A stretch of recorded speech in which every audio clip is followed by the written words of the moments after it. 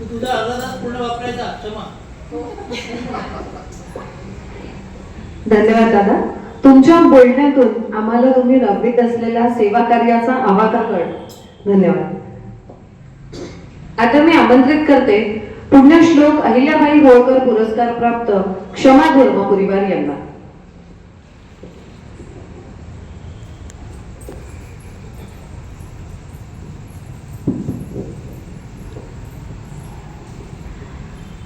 सर्वप्रथम इथे उपस्थित सर्व मान्यवर आणि सृजनचे मी सर्वप्रथम आभार मानते की त्यांनी आम्हाला दोघांनाही इथे बोलण्याची संधी दिलेली आहे, आम्हाला अभिव्यक्त होण्याचा एक चान्स दिलेला आहे.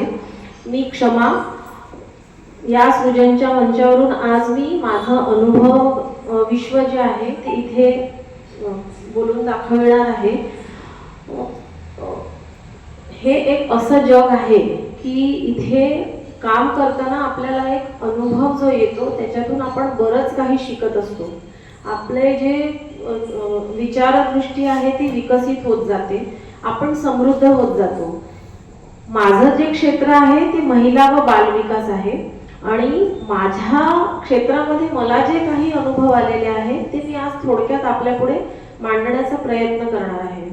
ते आपण सगळ्यांनी शांतपणे ऐकावे आणि मला प्रोत्साहन आणि आशीर्वाद द्यावा हीच माझी अपेक्षा आहे. आणि महिला आणि बालविकास हा माझं क्षेत्र आहे. सृजनचा एक दुसरा एक भाग म्हणजे एक वैशिष्ट्य सांगू इच्छिते की सृजन जे व्यासपीठ आहे ते सगळ्या म्हणजे मुक्त असं अंगण म्हणू आपण त्याला, मुक्तांगण आहे. जे रसिक आज इथे बसलेले आहेत ते सूत्रसंचालन करू शकतात, जे मंचावर अतिथी आहेत ते रसिकात बसू शकतात, जे रसिक आहेत ते सूत्रसंचालन करू शकतात. आणि आज मी ते अनुभवते आहे कारण मी आत्ताच काही दिवसांपूर्वी स्वतः इथे सूत्रसंचालन केलं होतं आणि आज मला इथे अतिथी म्हणून बोलण्याची संधी मिळाली आहे. तर त्या संधीचं मी नक्कीच सोनं करेन आणि मला असं वाटतं की आशिष दादाला पण तेच अभिप्रेत असावं की आपल्या मुक्तांगणामध्ये ही जी फ्लेक्सिबिलिटी आहे सृजनची की सगळ्यांना संधी देणे, प्रत्येकाला समोर जाण्याचा, व्यक्त होण्याचा अधिकार आहे. तर तो अधिकार जो आहे तो आम्हा दोघांना मिळालेला असावा. आधी यापुढे झाले असतील पण तो मिळाला आहे तर त्याचा नक्कीच मी सोनं करेन.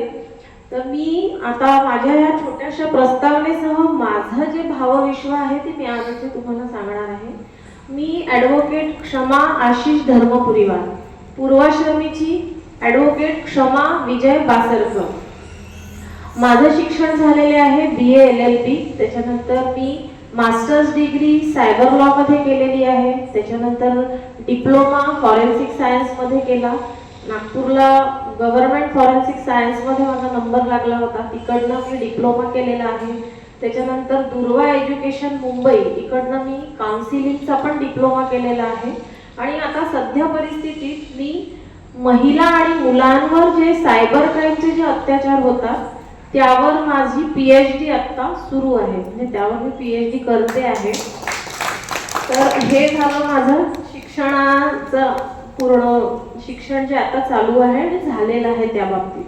त्याच्यानंतर 2005 मध्ये माझं LLB झालं. म्हणजे आमच्या घरी आम्ही तिघी बहिणी, वडील श्री विजय बासरकर WCL ला नोकरी करायचे आणि आई गृहिणी सौ विभा बासरकर आई गृहिणी आहे. आम्ही तिघी बहिणी, दोघी मोठ्या बहिणी, एक हर्षा कन्नूरकर आणि दुसरी सौ वर्षा देव.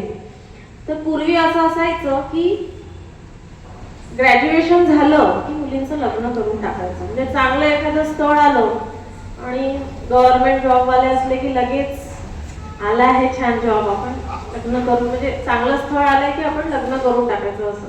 तर दोघी बहिणींना छान स्थळ आलं, ग्रॅज्युएशन झालं आणि बाबांनी त्यांचं लग्न केलं. मी पण माझं BA झालं आणि बाबा म्हणाले की आता तू MA कर, तुझं पण लग्न करून देणार.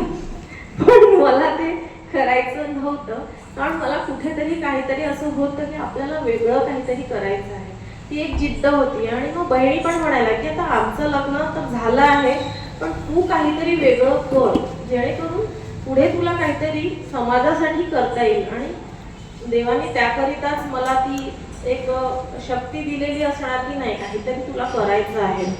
मग मला आईबाबांनी पण पाठिंबा दिला आणि मी LLB ला ऍडमिशन घेतली. अजून एक गोष्ट सांगू इच्छिते की माझं नाव क्षमा. तर पूर्वी मुलींपेक्षा मुलांचं जास्त असायचं की मुलगा झाला पाहिजे.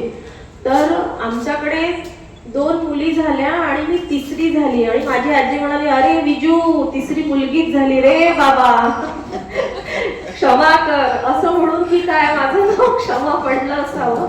पण आज बाबांना तेवढंच प्राऊड फील आहे की तिसरी मुलगी झाली, पण तिने कुठेतरी काहीतरी मुलासारखंच आपल्याला काहीतरी काम केलेलं आहे. तर 2005 मध्ये माझं LLB कम्प्लीट झालं. माझे मिस्टर, माझे अगो सोबतच होते, आम्ही दोघेही LLB ला. आणि 2005 मध्ये मी ॲडव्होकेट श्री रवींद्रजी भागवत यांच्याकडे प्रॅक्टिस सुरू केली. रवींद्रजी भागवत आणि माधवी बहिणी यांच्याकडनं पण बरंच काही शिकायला मिळालं. तिथेच मी ॲडव्होकेट आशिष धर्मपुरीवर यांना बघितलेलं होतं. खूप तडफदार आणि कर्तृत्ववान व्यक्तिमत्व. म्हणजे मला असं जाणवायचं की कुठेतरी ह्या व्यक्तीमध्ये काहीतरी आहे स्पार्क. पण असं कधी वाटलं नाही की त्यांच्यासोबत माझं पुढे जाऊन लग्न होईल. आणि आमचं 2009 मध्ये लग्न झालं. म्हणजे ते म्हणतात ना की स्वर्गातच त्या गाठी बांधलेल्या असतात. आणि आम्हाला कुठेतरी सेवा कार्य दोघांना मिळून करायचं आहे. तर तसंच काहीतरी झालं असावं. आणि 2009 मध्ये आमचं लग्न झालं. 2010 पासनं आशिष जिथे सेवा कार्य करतात तिथेच मी पण त्यांच्यासोबत काम करू लागले. आणि मग मला मुलांच्या क्षेत्रात काम करायची खूप आवड निर्माण झाली. आणि असं करताना मी त्यांच्यासोबत काम करतच होते. त्याच्यानंतर मला 2011 मध्ये मुलगा झाला अवधूत. आणि मला शिक्षणाची आवड पूर्वीपासून होतीच, मी ते करतच होते. त्यातल्या त्यात मग ह्यांनी मला अजून सपोर्ट केला मिस्टरांनी की तुला शिकायचं आहे तर तू शिकू शकतेस. तर मग मी मास्टर्स डिग्री केली. त्यांच्या प्रोत्साहनामुळे मी अवधूत असताना देखील माझी मास्टर्स डिग्री सायबर लॉ मध्ये कंप्लीट केली. मग माझा फॉरेन्सिक सायन्स, गव्हर्नमेंट फॉरेन्सिक सायन्सला नंबर असा इझिली लागत नसतो, पण माझा लागला. तेव्हा मग यांनी मला खूप सपोर्ट केला आणि मला म्हणाले की तू कर. अवधूत तेव्हा छोटा होता, पण मी मग तिथे ऍडमिशन झाल्यावर रोज माझं रुटीन असायचा. पहाटे 3 वाजता उठणे, त्याच्या शाळेची तयारी, टिफिन, सकाळचं जेवण करून मी 5:30 ला DNR नागपूरला जायचे.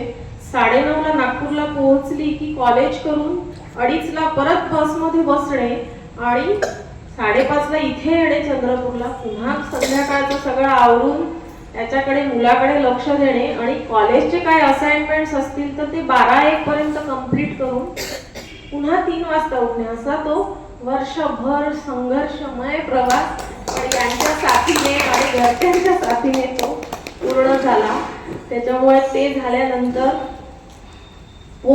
ते फॉरेन्सिक सायन्सचा जो माझा वर्षभराचा संघर्ष होता तो संपत नाही. तोच मला बाल न्याय मंडळ चंद्रपूर येथे महाराष्ट्र शासनाकडनं माझी निवड झाली आणि तिथे काम करण्याची मला संधी मिळाली. म्हणजे जवळपास मी तिथे 4 वर्ष होते. बाल न्याय मंडळ म्हणजे जिथे 18 वर्षाखालील मुलं जे असतात ते गुन्हे करतात. म्हणजे त्याच्यामध्ये मर्डर असो किंवा रेप असो, चोरी, अशा बऱ्याच प्रकारचे जे गुन्हे असतात ते करणाऱ्या मुलांना तिथे ठेवल्या जातं. बाल न्याय मंडळामध्ये एक अध्यक्ष आणि 2 सदस्य असतात. तर तिथे जे मुलं येतात त्यांना, कारण बिलो 18च्या खालच्या मुलांना जेलमध्ये पाठवता येत नाही, कारण ती मायनर मुलं असतात. त्याच्यामुळे त्यांना त्यांची जी चूक झालेली आहे ती समजावून पुढे त्यांचं भविष्य कसं चांगलं होईल हा आम्हाला एक टास्क असायचा. त्यांचं पुनर्वसन कसं करता येईल. आज त्यांच्या हातून काहीतरी मायनर असल्यामुळे कुठेतरी रागात किंवा काही अशा चुका होतात, पण त्या चुकातून त्यांना कसं सुधारता येईल ही एक आम्हाला संधी होती. मग मी ती पूर्णपणे 4 वर्ष मी बाल न्याय मंडळ हे तिथे कार्य केलं. ते संपत नाही. तोच 2022 मध्ये सगळ्यात मोठा एक चान्स मिळाला तो म्हणजे बालकल्याण समितीला अध्यक्ष म्हणून माझी नियुक्ती झाली आणि ते काम पूर्ण जिल्ह्याभराचं होतं आणि एवढ्या लहान वयात ती एक जबाबदारी मिळाली आणि त्याचं ते मला संधीचं